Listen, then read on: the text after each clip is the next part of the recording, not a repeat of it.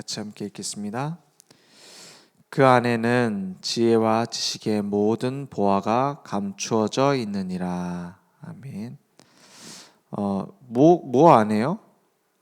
그리스도를 깨닫게 하려 함이니 2절에 보니까 이렇게 말합니다. 이는 그들로 마음의 위안을 받고 사랑 안에서 연합하여 확실한 이해의 모든 풍성함과 하나님의 비밀인 그리스도를 깨닫게 하려 함이니 했어요.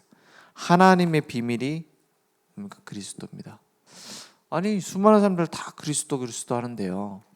저기 필리핀 가보면은 택시 기사들도 택시에 뭐가 다 붙어있냐? Jesus is the Christ 이렇게 붙여놨어요. 그 물어보면은 그럼 크라이스트가 무슨 뜻인지 압니까? 몰라요.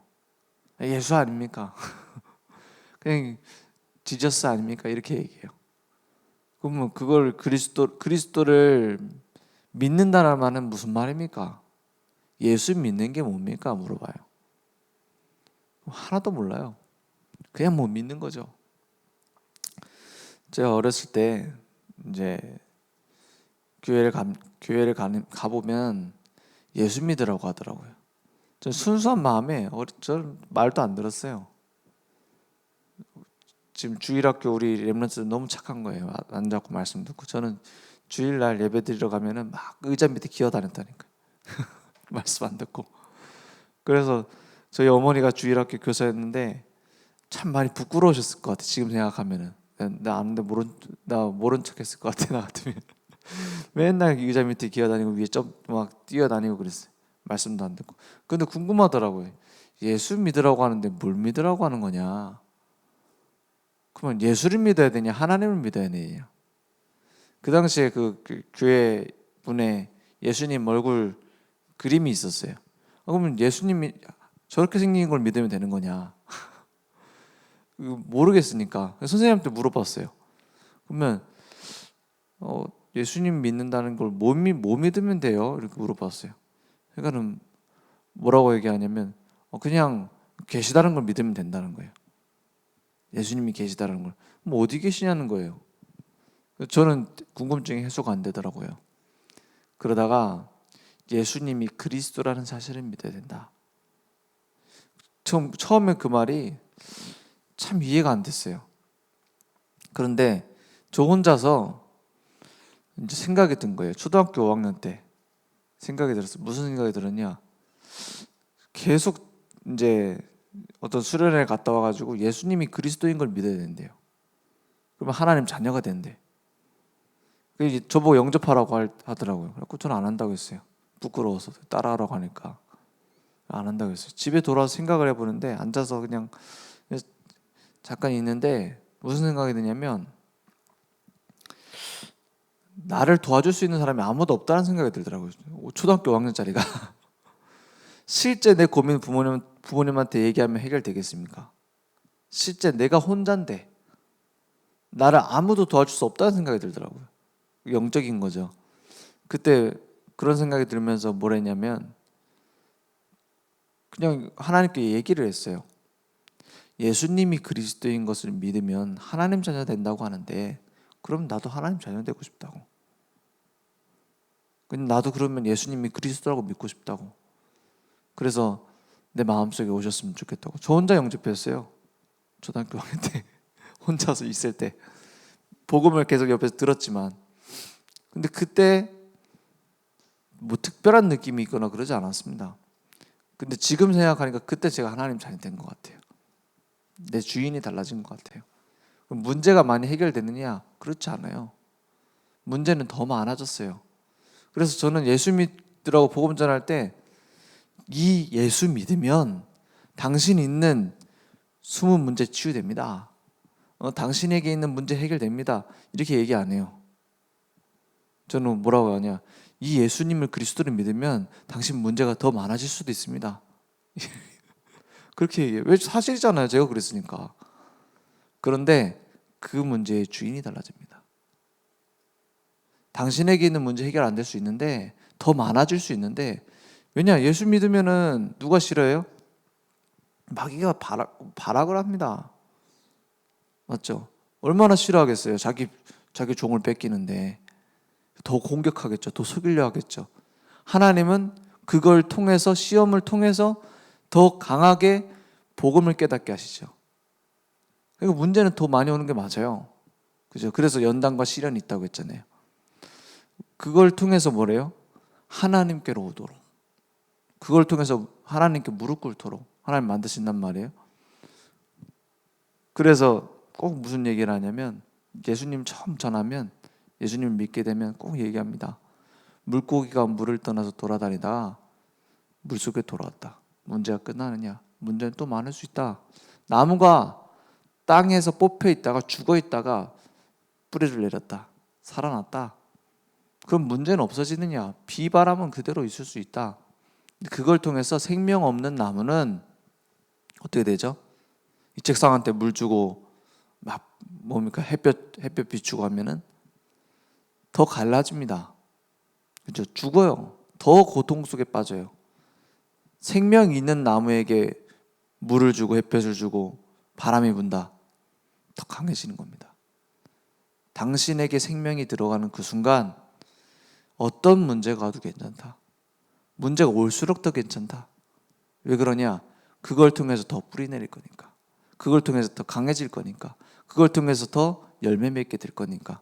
이게 그리스도 안에 있다는 것이다. 저는 그렇게 생각합니다. 복음 안에 모든 것 다 있다. 복음은 생명이다. 그래서 수많은 종교 중에 하나가 아니라 예수 믿는 것은 생명이다. 오늘 우리에게 참된 응답이 시작되기 원합니다. 한 가지 안에서 모든 것은 시작된다고 했어요. 그 안에 하나님의 비밀 그리스도 안에 모든 지혜와 지식에 뭐가 있어요? 보화가 있는데 그냥 있는 게 아니라 감추어져 있느니라. 그 부자들이, 옛날 부자들은 은행이 없으니까는 귀중품을 어디다 두냐? 귀중품을 튼튼한 금고안에 두는 게 아니라 쓰레기통 같은 데 둔답니다. 왜요? 도둑놈이 들어와서 쓰레기통 뒤지지는 않잖아요. 그죠? 쓰레기통 뒤지는 도둑은 없어요. 집에 들어왔는데 아주 귀신 들리는 사람 아니고서야. 맞죠? 그래서 제일 귀한 보물은 쓰레기통에 둔대요. 무슨 말이냐? 교회가 뭐 별로 세상에 비해서 뒤처지는 것 같고 좀 고리타분한 것 같고 교회 뭐 아무것도 아닌 것처럼 연약해 보입니다.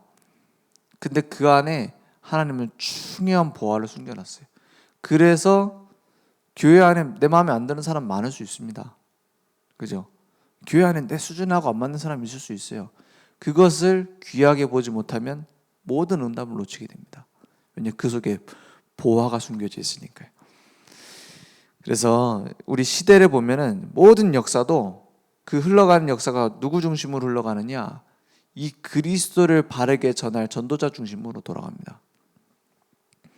노예 시대, 성경에 보니까 노예 시대가 왔어요. 이스라엘 민족이 다 노예가 된 겁니다. 누구 중심으로 하나님 움직이셨죠? 어린 양의 피의 비밀을 아는 사람을 통해서 움직이셨어요. 전쟁 시대, 언약궤의 비밀을 아는 사람 통해서 움직이셨습니다. 성전과 그 축복을 아는 사람. 포로 시대, 결국에는 뭡니까? 이사야 7장 14절 임마누엘의 비밀, 보라 처녀가 잉태하여 아들을 낳으리니 그 이름을 임마누엘이라고 하리라. 그 언약을 아는 사람 중심으로 다니엘과 새 친구 이런 사람들 중심으로 움직이셨습니다. 시대를요. 속국시대, 주는 그리스도시요 살아계신 하나님의 아들이십니다. 이 고백을 하는 초대교회를 통해서 움직이셨다니까요. 초대교회를 사람들은 무시했어요. 그 예수 믿는 사람 무시했다니까요. 그래서 로마에서도 이제 예수 믿는 사람을 뭐라고 하냐? 노예 종교다 이랬어요. 예수쟁이다. 비꼬는 말입니다. 맨날 예수 하니까. 노예 종교라고 왜 했냐? 주로 로마 사람들 중에서 노예들이 믿었어요. 그 교육이라는 말에 페다고지라는 말에서 나왔잖아요. 그 교육 단어가. 그 페다고지라는 얘기가 노예라는 단어에서 나온 겁니다. 왜 그러냐면 로마 시대 때는 교육을 노예를 통해서 주로 시켰어요. 그 당시에 노예들이 가가지고 아이들 봐주고 막 애들 교육시켜주고 가정교사처럼 이렇게 했단 말이에요. 그런데 예수 믿는 사람들은 주로 그 노예들이었어요. 그러니까 뭐 예수 믿는 것들 노예들 이렇게 생각했는데 그 노예들이 어디로 들어갔냐? 귀족 집의 자녀들에게 들어간 거예요. 거기에서 뭘 전달해요? 예수 그리스도를 정확하게 전달한 거예요. 그러니까는 단 300년 만에, 사실은 300년도 안 돼서 복음이 로마를 뒤덮은 겁니다. 그게 하나님이 하시는 방법이었어요. 그러니까는 막 수준 낮다고 생각했어요, 예수 믿는 것들. 그런데 어떻게 됐죠? 그 복음이 세계를 정복했다니까요. 이게 하나님이 하시는 방법이었습니다. 유랑 민족 시대에 보세요. 이 복음이 어떻게 들어갔는지. 사람들은 그냥 막 질그릇처럼 생각했어요. 그런데 뭐예요? 질그릇 속에 보화를 숨겨놨다. 오늘 이 의미를 안다면 나의 숨은 문제, 중요한 결론을 얻게 될 겁니다. 그래서 하나님께서는 이 복음 때문에 모든 걸 움직이셨어요. 역사도, 그리고 부의 이동도 복음 때문이었습니다. 유럽이 강한 나라가 됐어요. 로마를 중심으로 해서 계속 발전했습니다. 나중에는 어느 나라 중심으로 해요? 영국 중심으로. 이런 식으로 움직이셨어요. 근데 그때 가장 강한 선교 국가가 영국이었습니다. 나중에 어떻게 되죠? 해가 지지 않는 나라가 됐어요. 근데 그 뒤에 그 부의 중심이 어디로 갑니까? 미국으로 갑니다. 가장 많은 선교사를 파송하던 나라가 영국에서 미국으로 옮겨갔습니다. 그때 모든 부의 이동이 일어났어요. 그래서 하나님은 모든 역사의 중심을 복음 때문에 움직이십니다. 예를 들어서 그 역사를 보면은 나폴레옹이 이 선교하고 굉장히 관련이 됐어요. 나중에 보면 나폴레옹이 그 뭡니까? 유럽 전역을 지배하잖아요. 전역을 지배하는데 어떻게 돼요? 딱 두 나라를 못 쳐들어갑니다. 섬나라인 영국과 저 추운 나라 러시아, 두 나라 빼고는 유럽을 거의 정복해버려요. 근데 영국을 장악을 못하니까, 왜냐, 해군이 건너가야 되는데 나폴레옹 군대는 주로 기마대였거든요. 말 타고 싸우는. 근데 해군이 영국에게 안 되는 거예요. 그래서 어떤 방식을 썼냐? 모든 무역을 영국하고 못하게 만든 겁니다. 다른 나라들이. 그래서 대륙 봉쇄령을 내려요. 이거하고 전도하고 무슨 상관이 있습니까? 대륙이 봉쇄되니까는 영국이 살 수 있는 방법을 찾습니다. 항로 개발. 배를 타고 건너가는 겁니다. 배를 타고 아프리카로, 배를 타고 뭡니까? 저 동양 쪽으로, 인도 쪽으로 가는 길을 막 개발을 하는 겁니다. 그 개발을 하면서 그 항로를 개발하는 배 안에 누가 타 있느냐? 선교사들. 맞죠? 그래서 그 선교사들이 건너가서 어디로 갑니까? 아프리카로, 저 인도로 가는 길을 가게 된 겁니다. 이게 전도와 선교와 상관없습니까? 우리나라에 일어났던 전쟁, 6.25 전쟁 언제 일어났습니까? 우리나라에 처음으로 교단 분열 사태가 일어났을 때. 막 싸웠어요. 이제 너네들은 같은 교단 안 한다고 막 싸웠어요. 한국교회에 막 분열 사태가 일어납니다. 그리고 나서 일어난 게 6.25 전쟁이에요.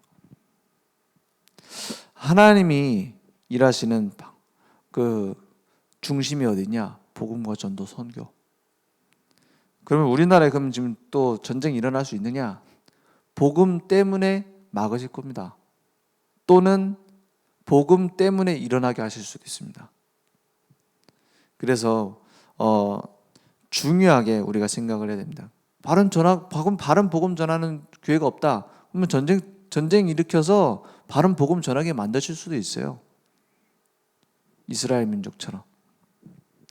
그래서 우리에게 가장 소중한 게 뭐냐? 렘넌트 운동입니다. 후대에게 바른 복음을 심는 겁니다. 바른 전도 운동을, 선교 운동을 할 수 있도록 돕는 겁니다. 그래서 RUTC 운동 하는 겁니다. 재앙을 막기 위해서. 후대에게 바른 복음을 전할 수 있도록 만들어서 전쟁을 막는 거예요. 재앙을 막는 겁니다. 그것보다 중요한 것이 없죠. 그래서 우리에게 지금 하시는 운동은 뭐냐? 산업운동입니다. 우리가 있는 모든 숨은 현장 속에서 오직의 비밀, 유일성의 축복, 재창조의 축복을 누려서 시스템을 세우는 겁니다. 시스템이 뭡니까? 계속 할 수 있도록 만드는 겁니다. 그렇죠? 지속될 수 있도록 만드는 겁니다. 그래서 그 복음 안에 이 감추어져 있는 어마어마한 축복, 한마디로 시대의 주 흐름을 움직이는 축복, 누가 찾아냈습니까? 위기 때마다 강대국이 있었는데 그 속에서 누굴 쓰셨죠? 몇몇 소수의 중직자들을 쓰셨어요. 몇몇 소수의 전도자들을 쓰셨어요. 누구요? 복음을 아는 사람. 복음을 아는 사람이 아니에요. 복음의 가치를 아는 사람. 그래서 우리는 전도하는 게 아닙니다. 복음만 전하자가 아니에요. 복음의 가치를 알고 오직 복음만 된다라는 걸 전하는 거예요. 복음 안에 다 있다라는 걸 전하는 겁니다. 전도가 얼마나 중요한 것인지를 알고 오직 전도만 전하는 거예요. 그래서 이걸 놓치면 안 됩니다. 그래서 우리는 어디에서 응답을 찾으면 됩니까? 무엇 속으로 들어갑니까? 큰 손해가 날 것 같은 그 속으로 선택하라 했어요. 아니, 손해가 날 것 같은데 선택하면 되겠습니까? 망하는 회사에 투자하면 되겠어요? 그 말이 아닙니다. 종교개혁이 일어났을 때 정말로 소수였어요. 그런데 이게 복음을 위한 일이었단 말이에요. 그죠? 루터가 보니까 종교개혁을 해야겠다 이렇게 한 게 아니에요. 교회가 너무 틀린 거예요. 성경하고 안 맞는 거예요. 오직 의인은 믿음으로 말미암아 살리라 하는데 막 돈 갖다 바치면 구원받는다 하고 속죄표 팔고 말씀을 이용해가지고 막 교회가 복음 아닌 다른 거 하고 거기에 대해서 반박을 한 겁니다. 그 작은 몇몇의 사람들을 통해서 어떻게 했죠? 그걸 돕는 중직자들이 있었어요. 하나님은 어떻게 하셨습니까? 루터는 사실 교회의 상대가 안 돼요. 그래서 루터가 그 종교 재판을 받으러 가잖아요. 종교 재판 받으러 갑니다. 왜 교회에서 말한 거를 틀리다고 말하냐? 이거 신성모독이다. 이런 식으로 얘기하는 거예요. 그러니까 루터가 겁을 먹은 거예요. 잘못하면 화형이거든요. 불에 태워 죽인단 말이에요. 그래갖고 집에 들어가지고 고민을 한 겁니다. 이걸 고쳐가지고 오면은 살려주겠다는 거예요. 네가 말한 거 틀리다고 말하면은 살려주겠다는 거예요. 그래갖고 벌벌 떨고 집에 가고 이불 뒤집어 쓰고 떨고 있었잖아요. 근데 그 아내가 또 대단한 사람입니다. 사모님이 뭐랍니까? 말을 하는 게 아니에요. 갑자기 밖에서 곡소리가 나는 거예요. 사람 죽었을 때 내는 소리잖아요. 아이고 아이고 하는 거예요. 그리고 무슨 소린가, 누가 죽었나 하고 나와본 거예요. 그래서 뭐랍니까? 아니 자네 뭐 누가 죽었어? 이렇게 물어본 거예요. 아이고 하나님이 돌아가셨다. 아니 하나님이 왜 돌아가셨어? 무슨 미친 소리 하고 있어. 그러니까 뭐라 하냐. 아니 당신은 하나님이 안 돌아가셨으면 왜 그러고 있느냐 이렇게 얘기한 거예요. 정신 든 거죠. 그래가지고 가서 성경대로 믿어야 된다 얘기한 거예요. 그래서 어떻게 합니까? 뭐 힘이 있습니까? 끌려간 거죠. 이제 사형 당하러 가는 길에 누가 와서 빼간 겁니다. 누가 빼갔는지 기록이 없어요. 지금도 모른대요. 빼가갖고 어디다 두냐? 그 성에 숲 속에 있는 작은 성에다가 데려다 놓고 낮에는 사냥꾼으로 위장하고 밤에는 가서 성경 번역하고 이렇게 만든 거예요. 이게 별로 아무것도 아닌 것처럼 보일 수 있어요. 근데 그 언약의 흐름이 지금 우리에게까지 왔다니까요. 이게 하나님이 하시는 방법입니다. 가장 큰 손해가 보일 것처럼 하는 데다가 투자해라 이 말이 아닙니다. 큰 손해가 보이는 것처럼 보이지만 복음을 위한 일이라면 거기다 올인하란 말이에요. 하나님은 책임지실 겁니다. 그래서 무디, 웨슬레, 부스 이런 언약의 주류 흐름이 있어요. 말씀운동, 전도운동의 흐름이 있다니까요. 그 속에 내가 있어야 돼요. 그냥 교회에 왔다 갔다 하는 게 아니라 복음을 바르게 전하는 교회에 있다. 그게 축복입니다. 복음을 바르게 전달하는 전도와 선교의 비밀을 아는 교회에 있다. 거기에 우리는 다 걸어도 되는 겁니다. 그래서 무엇을 찾아야 될 것인가? 복음 안에 모든 것이 다 있단 말입니다. 욥이 시험을 당합니다. 그 시험 당하는 중에 뭘 발견해요? 이미 우리의 모든 것은 다 하나님께 있다는 거예요. 그걸 인정한 겁니다. 그러니까 사단이 못 건들잖아요. 다니엘이 사자굴 속에 들어가는데 뭐합니까? 필요 없다는 거예요. 뭐가 필요 없어요? 내 목숨이 필요 없다는 거예요. 그런 사람을 누가 이깁니까?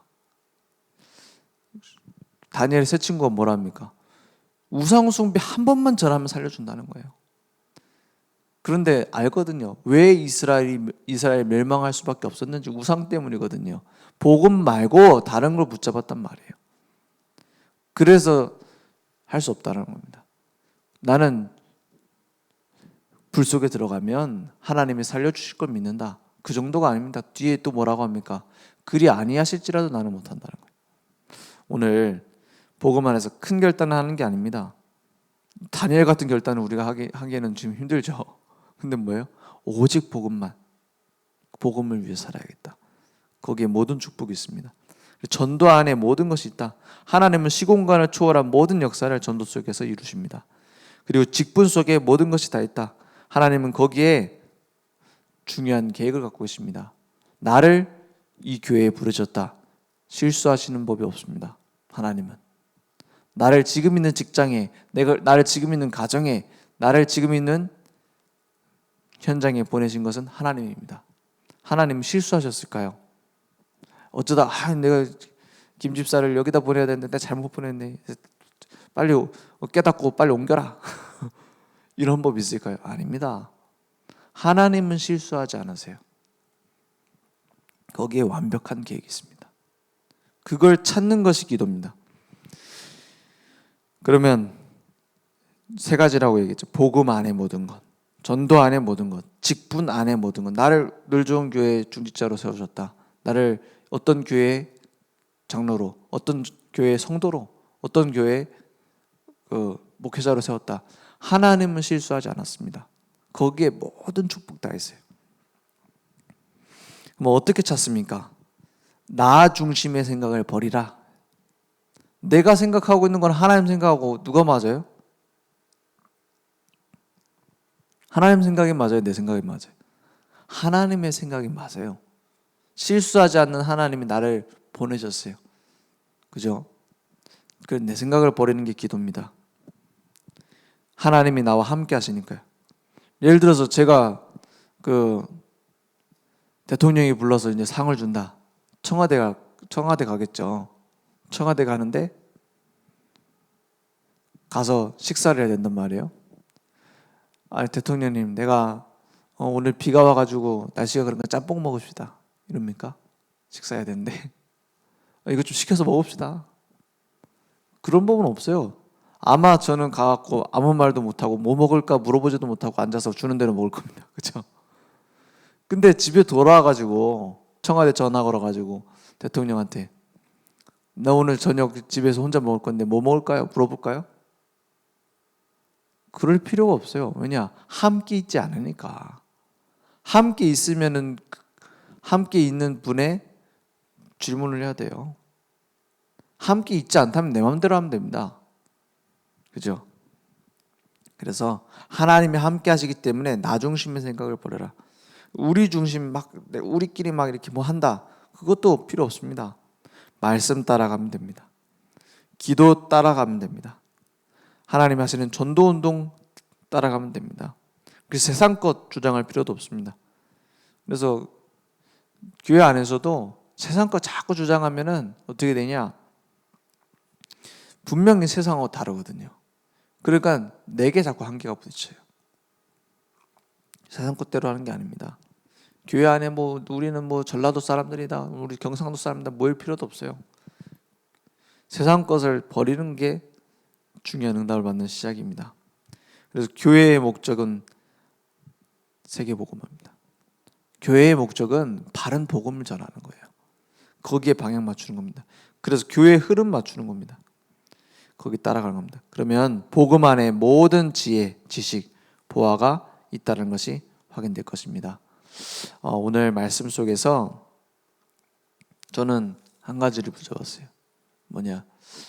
내가 이것저것 하는 것이 아니라 오직 복음 속에 다 있다라는 것을 실제 현장에서 확인해야겠다. 그리고 우리 만나는 소중한 우리 성도님들을 통해서 이것을 증명해야겠다. 오직 복음 전하는 전도자를 어떻게 축복하시는지 그걸 확인해야 돼요. 그죠? 오직 복음 전하는 교회에 헌신하는 그 작은 헌신에 하나님 어떤 응답을 두고두고 주시는지 우리 렘넌트를 통해서 봐야겠다. 이렇게 말씀 붙여봤습니다. 오늘 언약 붙잡고 승리하는 증인 될 줄 믿습니다. 기도하겠습니다. 하나님 감사합니다.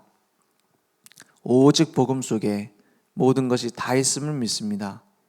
이제 우리의 모든 생각과 우리의 모든 것을 주님께 맡깁니다. 하나님이 내 편이신데 누가 막을 수 있겠습니까? 오직 언약 속에서 나의 모든 것을 치유해 주시며 모든 사람을 살리는 응답이 우리에게 회복될 수 있도록 역사해 주옵소서.